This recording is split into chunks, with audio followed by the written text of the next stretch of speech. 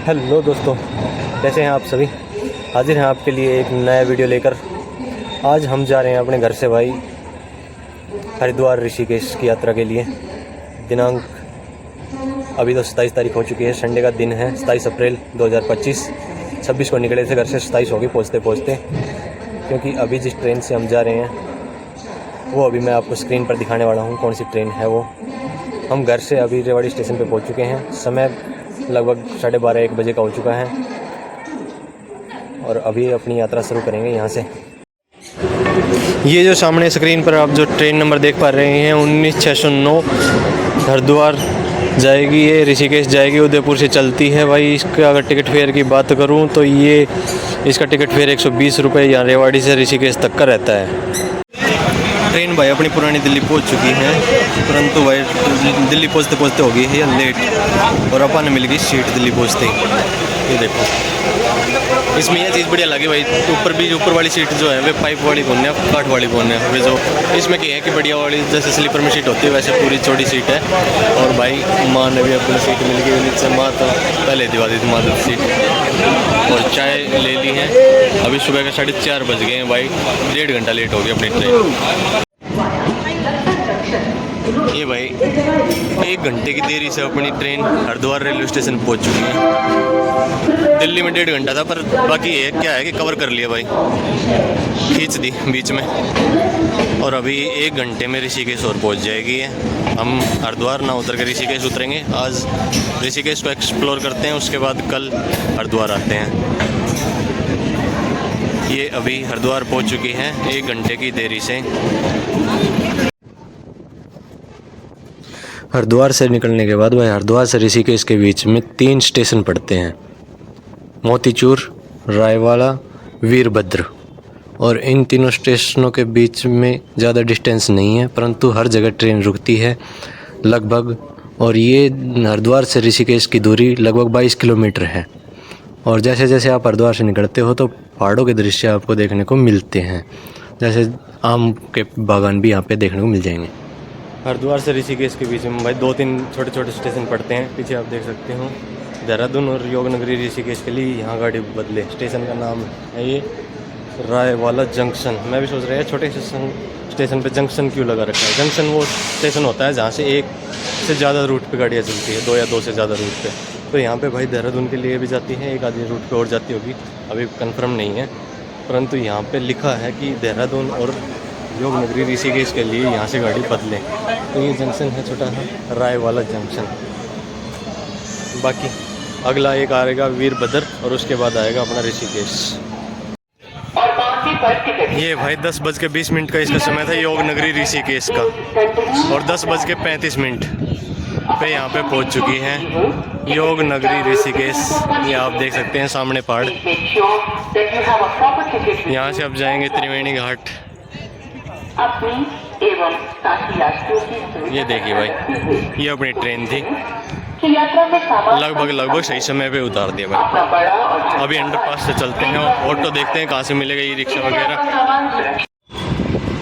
ये ऑटो ले लिया है भाई, यहाँ से जानकी सेतु छोड़ेगा और यहाँ से आप देहरादून भी जा सकते हैं, ज़्यादा दूर नहीं। ऑटो वाले ने भाई 30 रुपये लिए थे और वहाँ पे पीछे छोड़ दिया था। जो गाड़ी दिखाई दे रही है ना बुलेरो, वहाँ पे छोड़ा था। और सामने ये मेरे पीछे देखेंगे आप, ये भाई जानकी सेतु पहुँच गए। ये है आपका जानकी सेतु। यहाँ पे देखेंगे क्या कुछ व्यवस्था है स्नान करने की। खाना भी पीछे यहीं पे खा लिया था, भूख लग रही थी, रात से ट्रैवल कर रहे हैं भाई।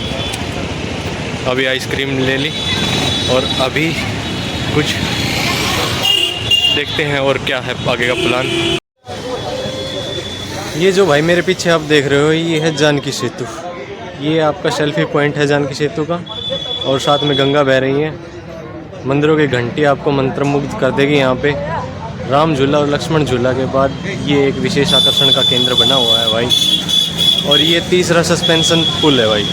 इस पे दोपहिया वाहन अलाउड है, भारी वाहन अलाउड नहीं है। सबकी अलग अलग लेन बनी हुई है, पैदल यात्रियों की अलग से हैं, दोपहिया वाहन की अलग से हैं, तो आपको कोई कठिनाई नहीं आती। गंगा के इस पार से उस पार जाने के लिए ये यातायात को तो सुगम बनाता ही है, साथ में भाई इस रात में ये बहुत मनमोहक दृश्य देता है। और इसके साथ में ही मेरी राइट साइड अगर आप देखेंगे, मैं दिखाऊंगा अगर आपको, तो भाई पीछे दूर अगर आपको दिखाई दे रहा है तो वो है राम सेतु भाई। और पीछे गंगा में आप स्नान कर सकते हैं। अभी मैं ये है जानकी सेतु का पीछे का दृश्य, ये है जानकी सेतु, ये आपका सेल्फी पॉइंट और ये यहाँ पे गंगा जी बह रही है। ठीक है, बड़ा शीतल जल है यहाँ पे। सामने वो परमार्थ निकेतन आश्रम है, वो उस साइड गीता भवन दिखाई दे रहा है आपको। थोड़ा मैं जूम करूँ तो ये वो आपको लिखा दिखाई दे रहा होगा गीता भवन, और साइड में परमार्थ निकेतन। ठीक है, अभी उस साइड चलेंगे और नहाने को आप भाई कहीं भी नहा सकते हैं। ठीक है, शाम को त्रिवेणी घाट की गंगा आरती पर लेके चलेंगे आपको।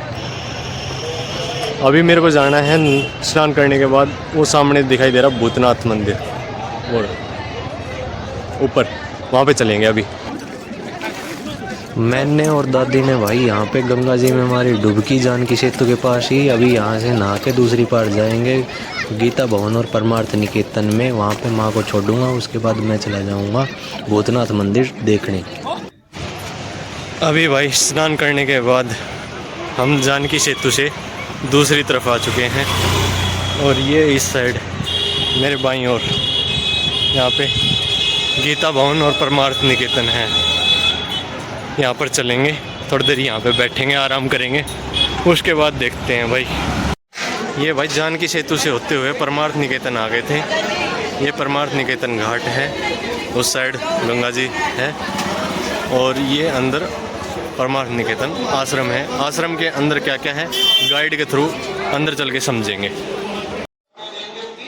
गीता भवन और परमार्थ निकेतन भाई ऋषिकेश में पवित्र गंगा नदी के तट पर स्थित राम झूले और जानकी सेतु से आप दोनों से दूसरी तरफ आ सकते हैं। और एक बड़ा परिसर है गीता भवन में, विशाल प्रवचन हॉल भी हैं जो कि आप बैकग्राउंड में वगैरह सुन रहे हैं, सत्संग वगैरह। और यहाँ पे हजारों श्लोक लिखे भी हैं गीता के दीवारों पे, और अन्य अन्य प्रकल्प चलते। ये भाई आएंगे परमार्थ निकेतन वाली साइड से आप, तो ये गीता भवन का गेट नंबर 1 है। थोड़ी दूर चलने के बाद ये कपड़ों की दुकान है गीता भवन की ही।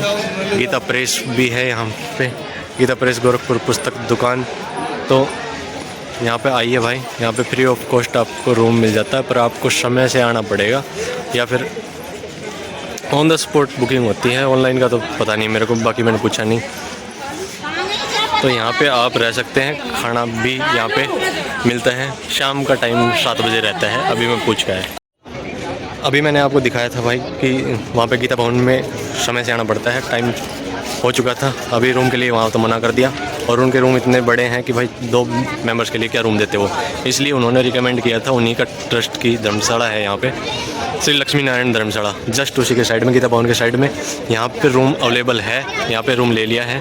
यहाँ पे रूम बताया भाई ने, रूम का फेयर 200 रुपये, जिसमें बेड नहीं रहेगा, गद्दे रहेंगे, चादर रहेगी और पंखे वगैरह हैं। ठीक है, तो सही है यार रात काटने के लिए, है ना। आपको पता है पीक सीज़न पर ऋषिकेश में पहले रूम नहीं मिलते, रूम मिलते हैं तो फिर उनके रेट होते हैं हाई-फाई। तो इसलिए ये भी एक ऑप्शन हो सकता है आपके लिए।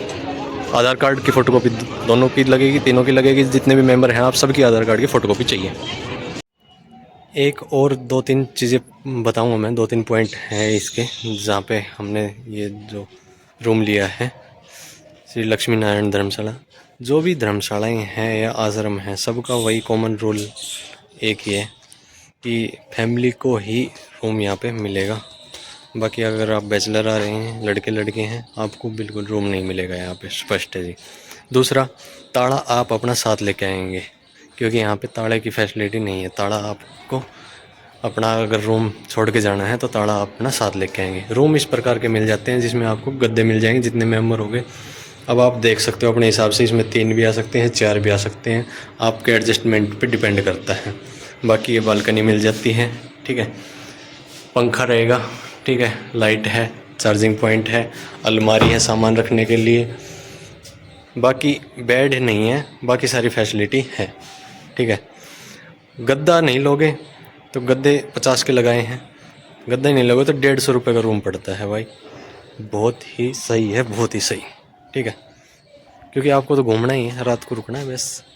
ठीक है, तो ये 2-3 चीज़ें हैं जिनका आप ध्यान रखेंगे तो आपका टूर बिल्कुल सही रहेगा, बिल्कुल बजट में निपट जाएगा भाई। तो बनाओ प्लान, ऋषिकेश, हरिद्वार, बनारस, अयोध्या, इन जगह बहुत सस्ते में आपका टूर हो जाएगा। बस आप मन बनाओ आने का, टूर तो अपने आप हो जाएगा।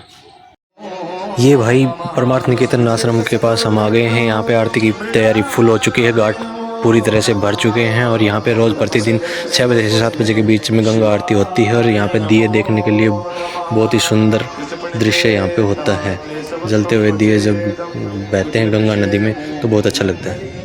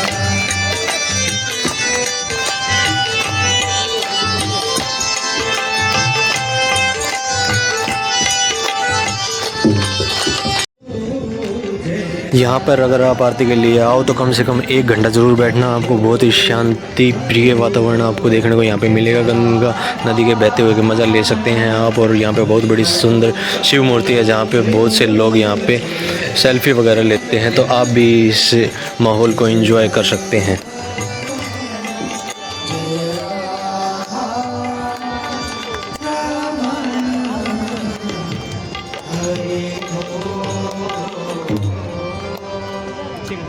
सभी लोग सावधान।